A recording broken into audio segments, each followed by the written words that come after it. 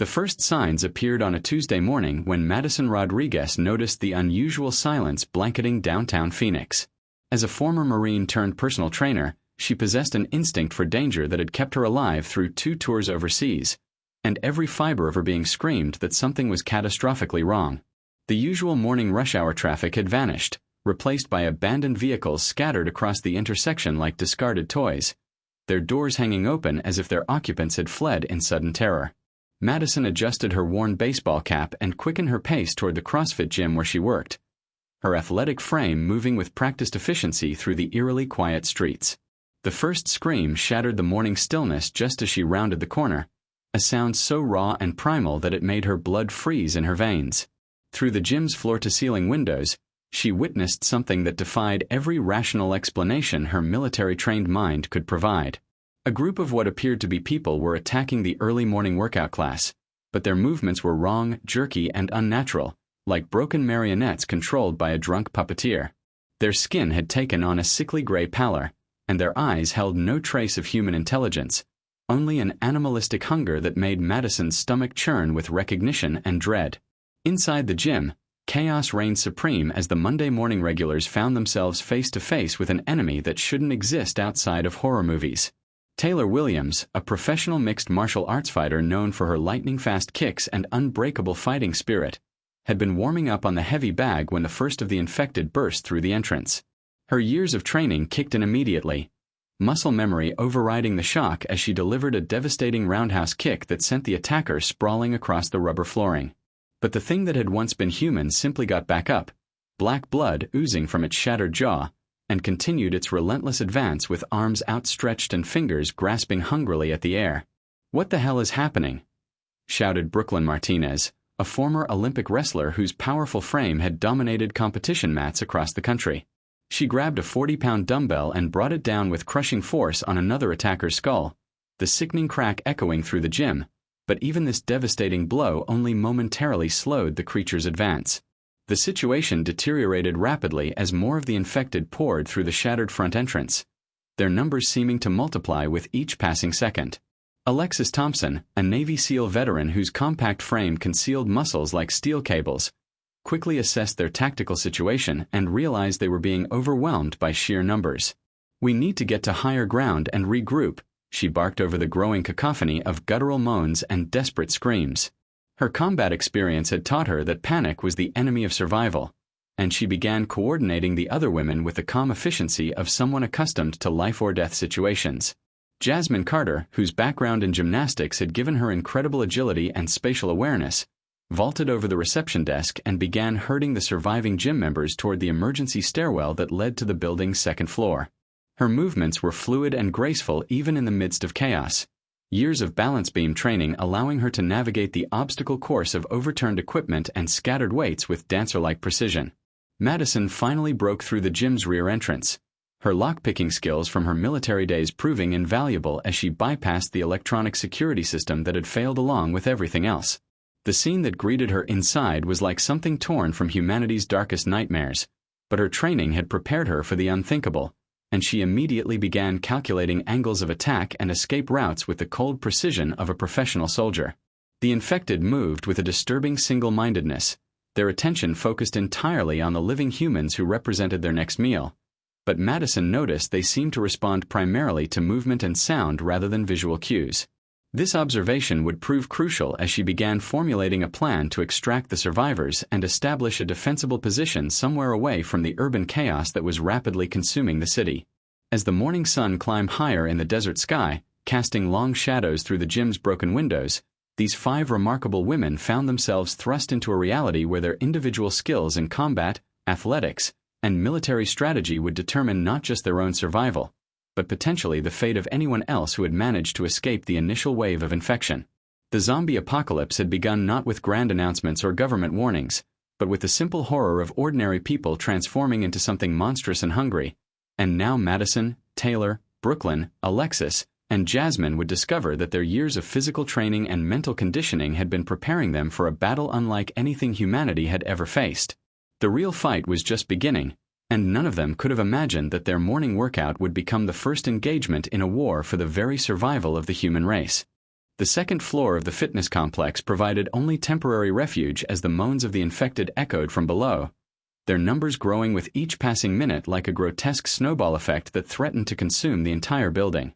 Alexis Thompson pressed her ear against the stairwell door, her SEAL training allowing her to distinguish between the shuffling footsteps of the undead and the panicked breathing of the dozen survivors who had managed to escape the initial chaos. Through the reinforced glass window, she could see the infected wandering aimlessly through the destroyed gym equipment, their movements becoming more coordinated as if they were learning to hunt as a pack. "We've got maybe 20 minutes before they figure out how to use the stairs," she whispered to Madison, whose military experience made her the natural second in command of their impromptu survival unit.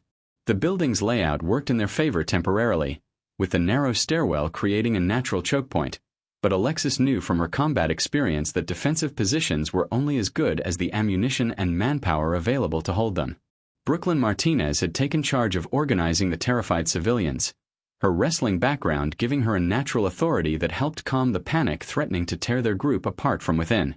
Among the survivors were 3 teenage athletes from the local high school track team, 2 middle-aged women who had been attending a morning yoga class, and an elderly man named Robert Henderson whose military bearing suggested he might prove useful in the coming crisis.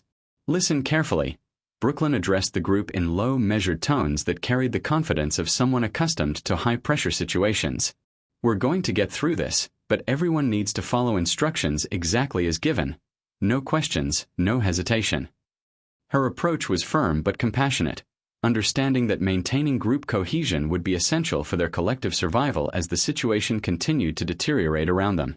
Taylor Williams positioned herself at the stairwell entrance, her MMA training having taught her to read opponents' movements and anticipate attacks before they developed. The infected below seemed to be testing the boundaries of their environment, occasionally bumping against the stairwell door with increasing frequency and force. She could hear the distinctive sound of breaking glass echoing from the street level, suggesting that the infection was spreading beyond the confines of the gym and into the surrounding business district. "They're getting smarter," she observed quietly to Jasmine, who was using her gymnastic flexibility to squeeze through the building's ventilation system and scout potential escape routes. The air ducts provided an excellent vantage point for surveillance, and Jasmine's small frame allowed her to move through spaces that would be impossible for larger individuals to navigate.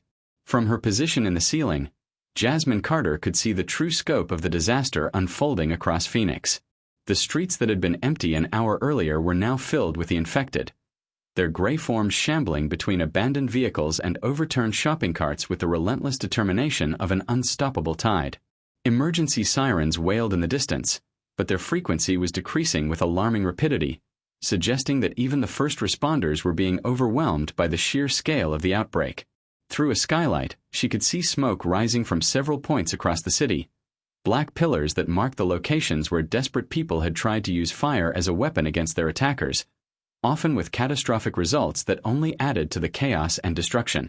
Madison Rodriguez was methodically checking the building's security systems, her military engineering background proving invaluable as she assessed their tactical situation with the cold precision of a professional soldier. The building's fire escape led to an alley that currently appeared clear of infected, but she knew that situation could change within minutes as the creatures spread outward from the initial infection sites like ripples on a pond. The roof offered the best defensive position, with multiple escape routes and excellent sight lines for spotting approaching threats, but reaching it would require moving the entire group through areas that might already be compromised. Her radio crackled occasionally with fragmented emergency broadcasts, snippets of information that painted a picture of a city in complete collapse as law enforcement and medical personnel struggled to comprehend an enemy that operated outside all known parameters of human behavior. The group's youngest member, 16-year-old track star Destiny Johnson, had initially been paralyzed by shock, but her natural athleticism was beginning to assert itself as the reality of their situation sank in. Her speed and endurance could prove crucial for reconnaissance missions and supply runs, but Madison recognized the psychological challenge of asking a teenager to function as a soldier in a war against creatures that had once been human beings. The elderly man, Robert Henderson, revealed himself to be a retired Army sergeant whose knowledge of urban combat tactics complemented the women's individual specialties, creating a command structure that balanced experience with physical capability. Together, they began formulating a plan that would require each member of their group to push beyond their previous limitations and embrace roles they had never imagined they would need to fulfill.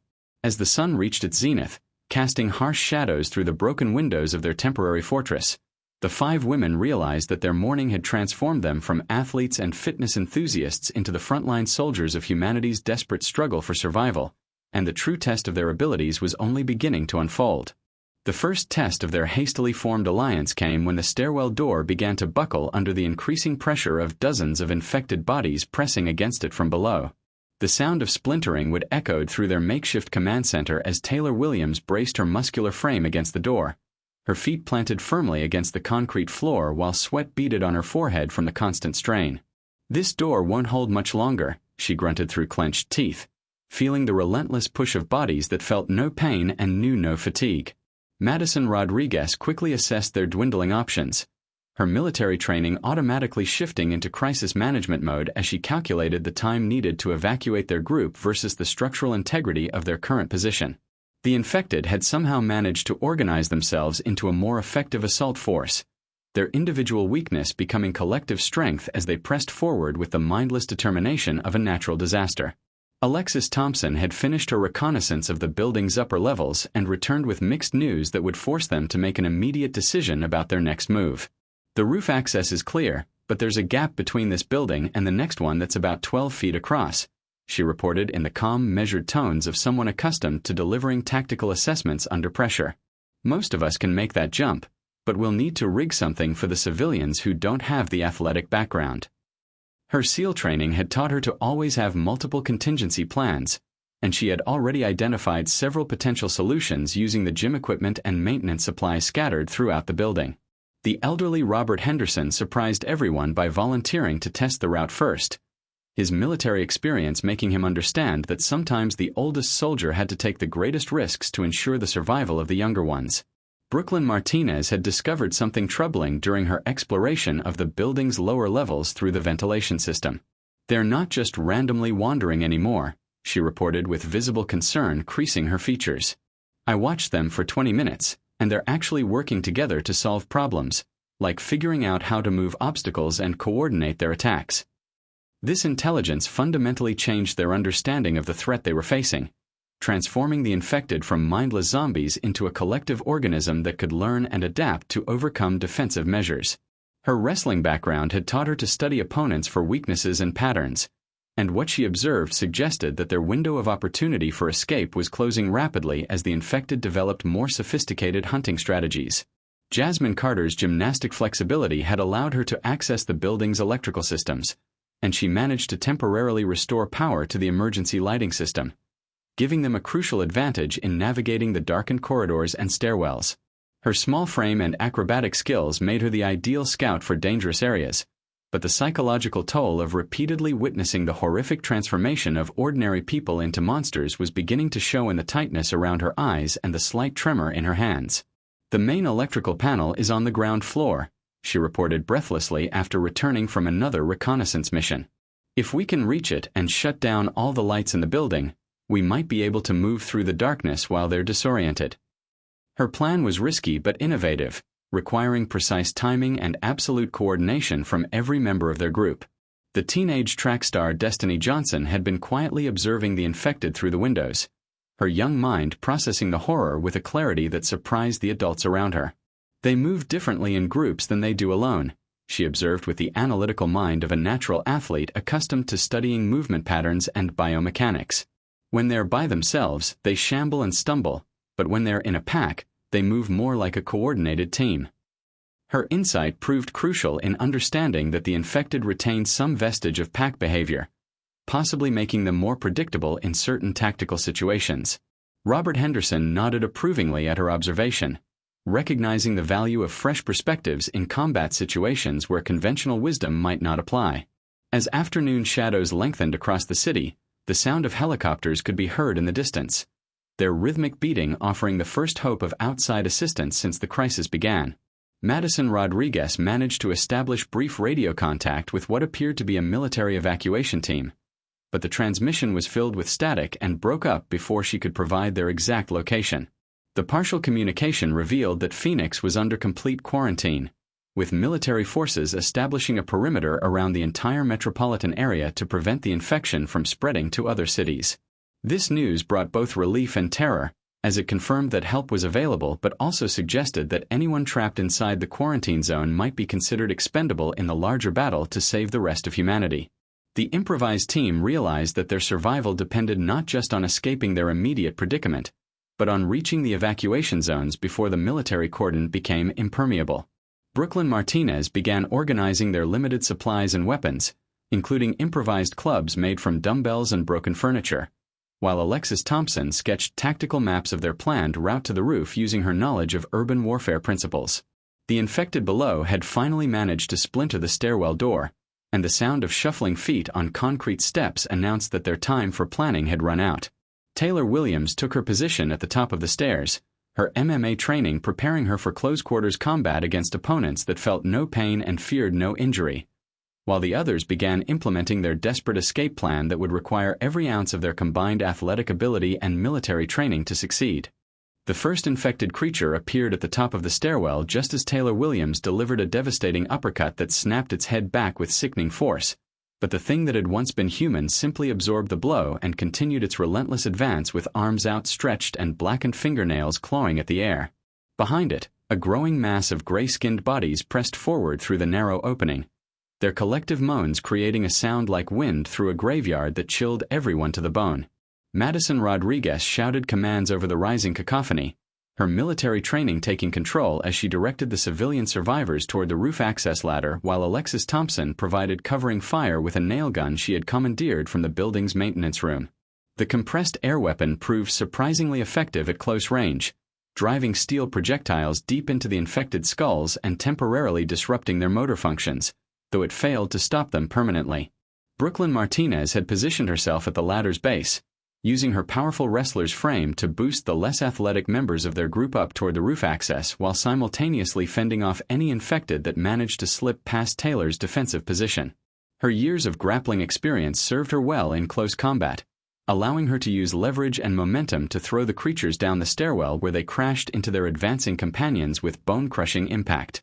Young Destiny Johnson moved with the fluid grace of a natural athlete, her track training giving her the speed and agility to dart between the infected while helping guide the terrified civilians toward safety. Robert Henderson, despite his advanced age, proved his worth by coordinating ammunition distribution and maintaining communication with the outside world through his military-grade radio equipment. Jasmine Carter had already reached the roof and was securing their makeshift bridge to the adjacent building using climbing rope and carabiners she had salvaged from the gym's equipment storage. Her gymnastic background made her fearless at heights, and she worked with practiced efficiency to create anchor points that could support the weight of multiple people crossing simultaneously. The gap between buildings looked even more intimidating from the roof level, a 12-foot chasm that dropped 4 stories to the alley below, but her mathematical mind calculated trajectories and stress loads with the precision of an engineering student. "The rope bridge is ready," she called down through the roof access, her voice carrying clearly over the chaos below despite the growing number of infected that had managed to reach the upper floor. The escape sequence required split-second timing as each member of their group took turns covering the others while maintaining their defensive perimeter against an enemy that seemed to multiply with each passing minute.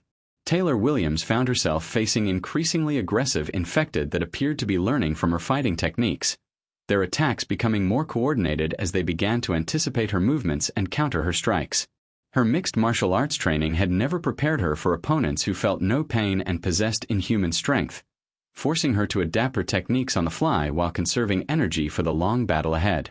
Madison Rodriguez realized that traditional military tactics were proving inadequate against an enemy that operated outside all known parameters of human behavior, requiring constant innovation and creative problem-solving to maintain their tactical advantage.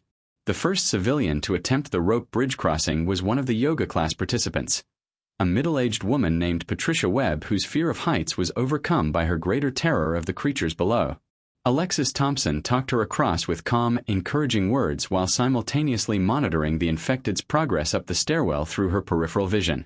The crossing took nearly 3 minutes, an eternity when measured against the speed of their pursuing enemies, but Patricia's successful navigation proved that the route was viable for all members of their group.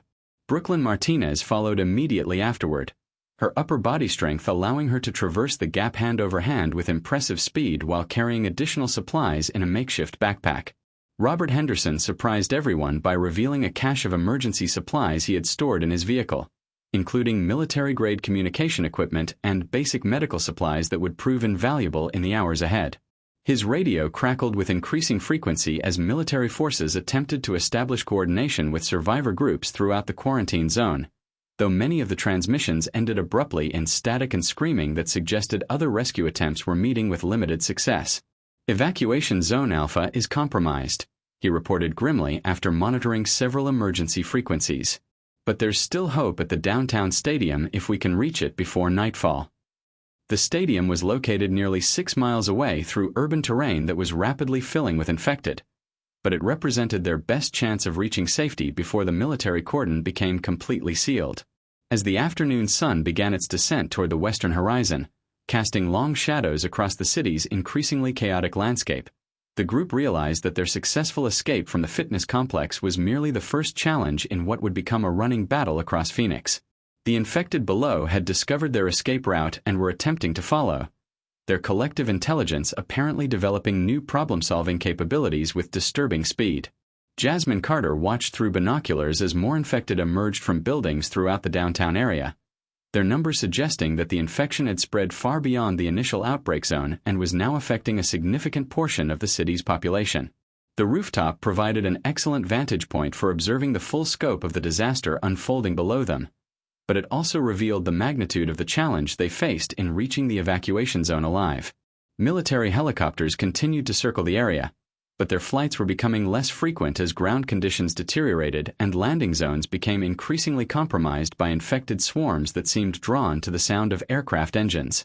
The adjacent building offered temporary respite but also revealed the true scope of their predicament as Madison Rodriguez surveyed the urban landscape through a pair of binoculars she had salvaged from the fitness complex.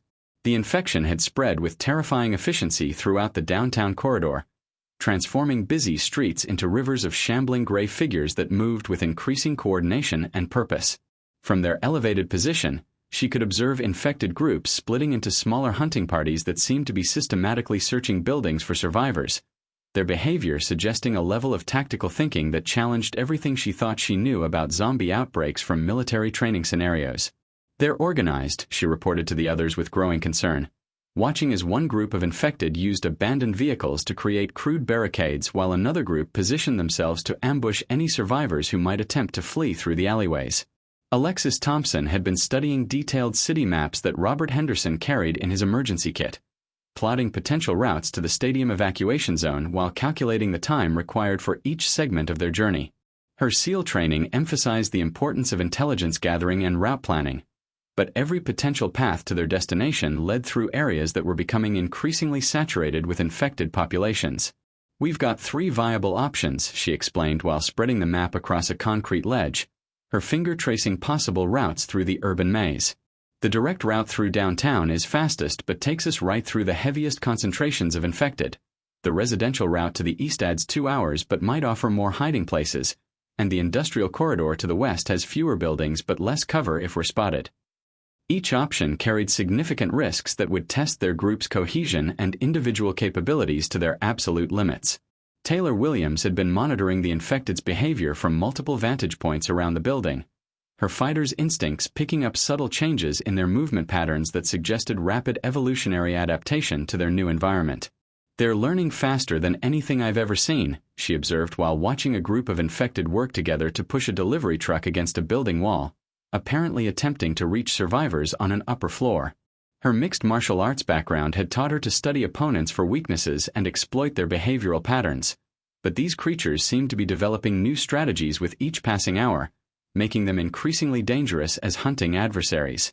The implications of such rapid adaptation were terrifying, suggesting that their window of tactical advantage was closing much faster than anyone had anticipated. Brooklyn Martinez had taken responsibility for maintaining group morale while simultaneously preparing their limited weapons and supplies for the journey ahead. Her wrestling experience had taught her the importance of mental toughness in physically demanding situations, and she recognized the signs of psychological stress beginning to affect several members of their group, particularly the teenage athletes who were struggling to process the horror of their transformed world.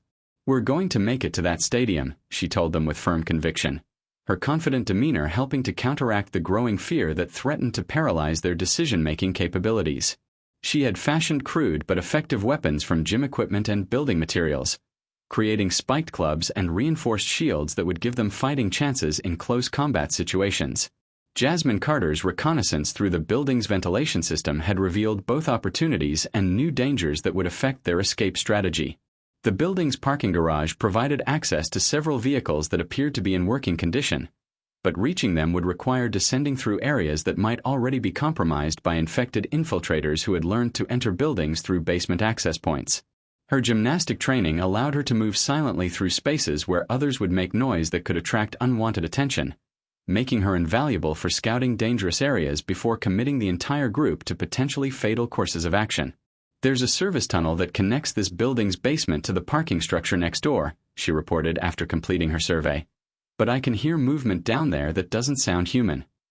The group's dynamics had evolved rapidly under pressure, with each member's specialized skills becoming essential components of their collective survival strategy. Robert Henderson's military communications equipment had intercepted fragmentary reports suggesting that the stadium evacuation zone was still operational, but also revealed disturbing intelligence about the infection spread to other cities despite quarantine measures. "Dallas and Houston are reporting initial outbreaks," he informed them grimly while monitoring emergency frequencies, "which means this thing is moving faster than anyone anticipated."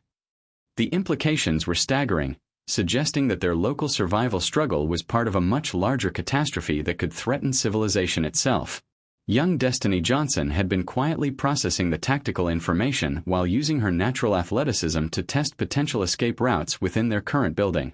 Her track and field training had developed her spatial awareness and ability to quickly assess physical challenges, skills that proved surprisingly relevant to urban survival situations. "I can make the jump to the building across the street," she volunteered after studying the gap from multiple angles. "And if I can get a rope secured over there, everyone else can follow on a zip line." Her youthful fearlessness combined with genuine athletic ability made her proposal tactically sound, though the risk of losing their fastest group member in a failed attempt had to be weighed against the benefits of establishing a secure crossing point. As shadows lengthened across the infected city, the team realized that their success in reaching the evacuation zone would depend not just on individual heroics, but on their ability to function as a coordinated unit where each person's strengths compensated for others' limitations. The infected below had apparently detected their presence and were beginning to mass around the building's base, their numbers growing as some form of chemical or pheromone communication drew additional creatures from the surrounding area. Madison Rodriguez checked her watch and calculated that they had approximately 3 hours of daylight remaining to cover 6 miles of hostile urban terrain, a timeline that would require constant movement and perfect execution of their escape plan to have any hope of reaching safety before darkness fell and made their situation exponentially more dangerous. The first phase of Destiny Johnson's daring plan unfolded with the precision of a perfectly executed athletic performance as the teenage track star positioned herself at the building's edge, her muscles coiled with the explosive power that had made her a state champion in the long jump. The gap between buildings stretched before her like a concrete canyon, 12 feet of empty air that separated potential safety from certain death, but her years of training had taught her to visualize success rather than failure in high-pressure situations. Madison Rodriguez and Alexis Thompson had rigged a safety line using climbing rope and makeshift anchors, though everyone understood that if Destiny missed her landing, the thin cord would likely snap under the force of her fall rather than save her life. The infected below seemed to sense the importance of the moment, their collective moaning rising to a fever pitch as they pressed against the building's entrance with renewed desperation and fury. Taylor Williams maintained her defensive position at the roof access, her mixed martial arts training pushed to its absolute limits as she fought off infected that had somehow managed to climb the exterior fire escape with disturbing agility and coordination. These creatures moved differently from the shambling masses they had encountered earlier, displaying a level of problem-solving ability that suggested rapid evolutionary adaptation to their new environment. Her strikes, which had easily incapacitated human opponents in professional fighting competitions, barely slowed these infected adversaries who absorbed punishment that would have killed normal people and continued their relentless attacks with mechanical persistence. "They're getting stronger and faster," she called out between devastating kicks that sent infected bodies tumbling off the roof, only to be replaced by fresh attackers who seemed to learn from their predecessors' failures. Brooklyn Martinez had organized the civilian survivors into a tactical formation that maximized their limited defensive capabilities while preparing them for rapid movement once Destiny established their escape route. Her wrestling background had taught her the importance of leverage and positioning in physical confrontations, and she applied these principles to urban survival by teaching the others how to use improvised weapons effectively and move as a coordinated unit rather than panicked individuals. Robert Henderson's military experience proved invaluable in coordinating their limited ammunition and supplies, while his radio equipment continued to provide fragmentary intelligence about the deteriorating situation throughout the quarantine zone. Military evacuation at the stadium is confirmed, he reported between bursts of static, but they're implementing increasingly strict decontamination protocols that might prevent civilian access. Jasmine Carter's gymnastic expertise had transformed her into their most effective scout and infiltration specialist, her small frame and acrobatic abilities allowing her to access areas that would be impossible for larger individuals to navigate safely. She had discovered a service elevator shaft that could provide an alternate escape route if Destiny's bridge plan failed, though descending through the building's lower levels would expose them to unknown numbers of infected that might have entered through basement access points. Her reconnaissance had also revealed disturbing evidence that the infected were beginning to use crude tools and weapons, suggesting cognitive development that made them increasingly dangerous as adversaries. "I found bolt cutters and crowbars arranged near the building's main entrance," she reported with visible concern, which means they're planning coordinated breaching operations rather than just random attacks. The moment of truth arrived as Destiny sprinted across the rooftop with the fluid grace of a natural athlete, her approach run calculated to achieve maximum velocity while maintaining precise directional control for the critical leap. The assembled group held its collective breath as she launched herself into space, her body extended in perfect jumping form while the rope safety line trailed behind her like a lifeline connecting two worlds. For a heart-stopping moment, she seemed suspended in mid-air above the concrete abyss, her athletic training battling against gravity and momentum in a contest that would determine whether their escape plan succeeded or collapsed into tragedy.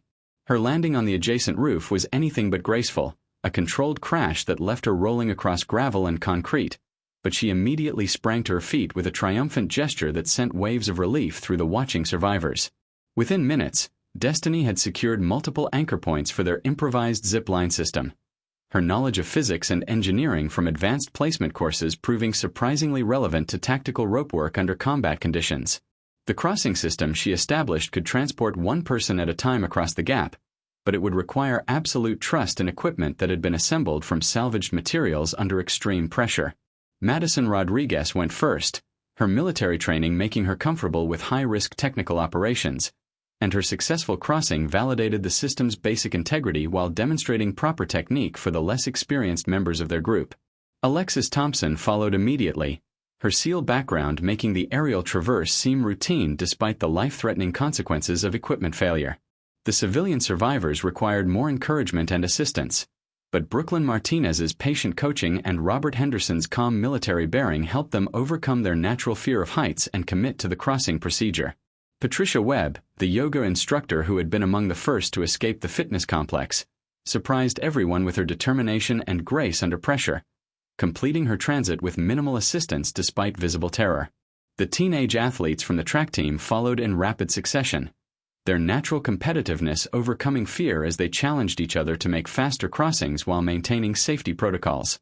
As the last civilian reached safety on the adjacent building, the sound of splintering concrete announced that the infected had finally breached the roof access and were pouring onto the original building in numbers that made further defense impossible.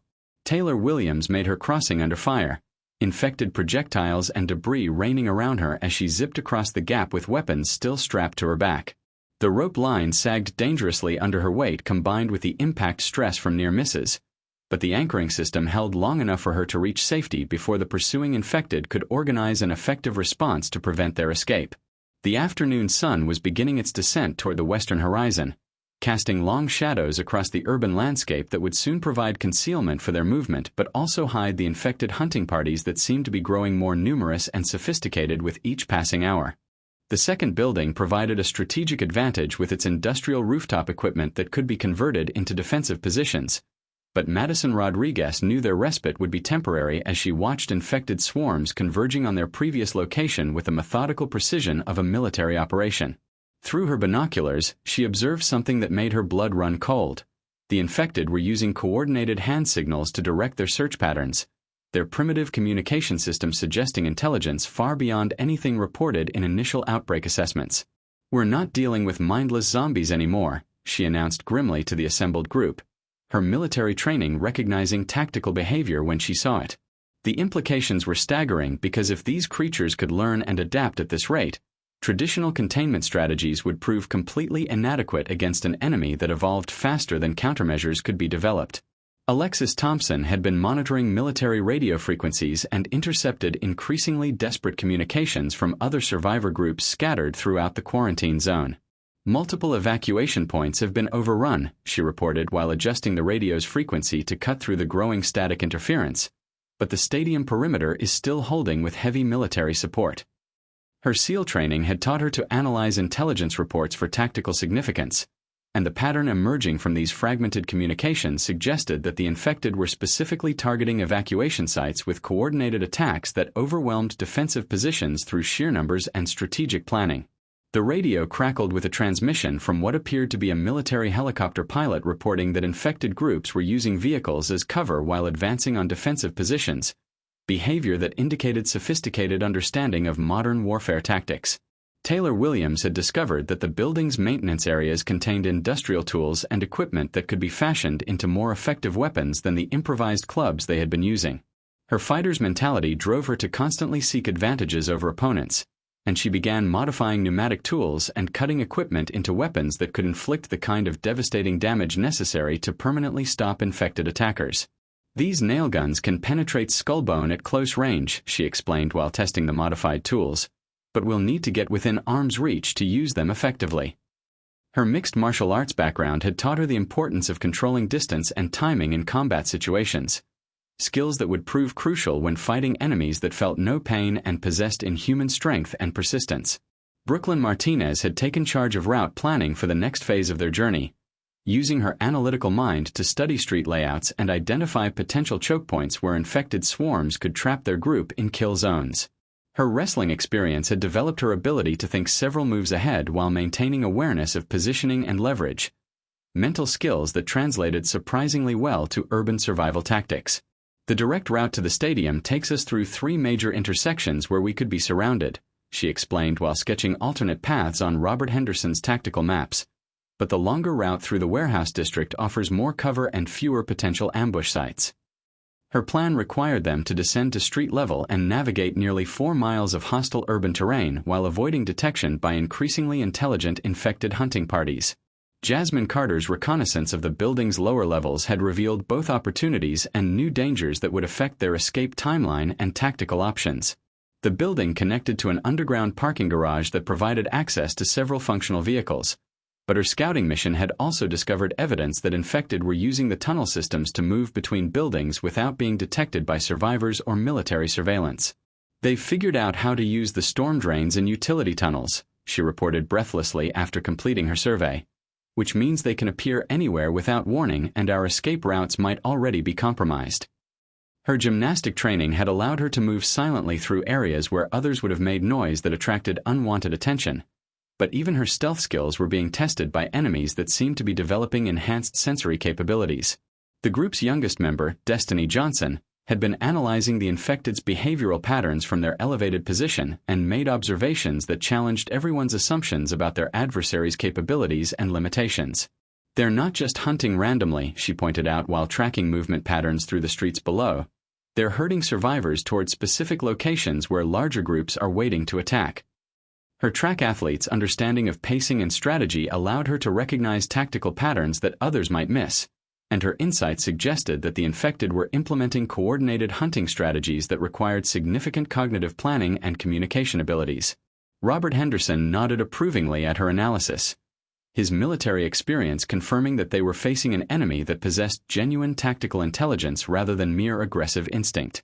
The elderly sergeant's radio equipment had intercepted a priority military transmission revealing that the infection was spreading faster than containment protocols could accommodate, with new outbreaks reported in cities across multiple states despite quarantine measures.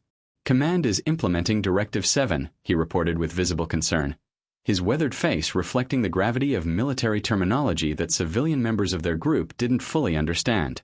Alexis Thompson's expression darkened at the reference, her SEAL training having familiarized her with contingency plans that prioritize strategic objectives over individual survival, suggesting that their window for evacuation might be closing regardless of whether they reached the stadium.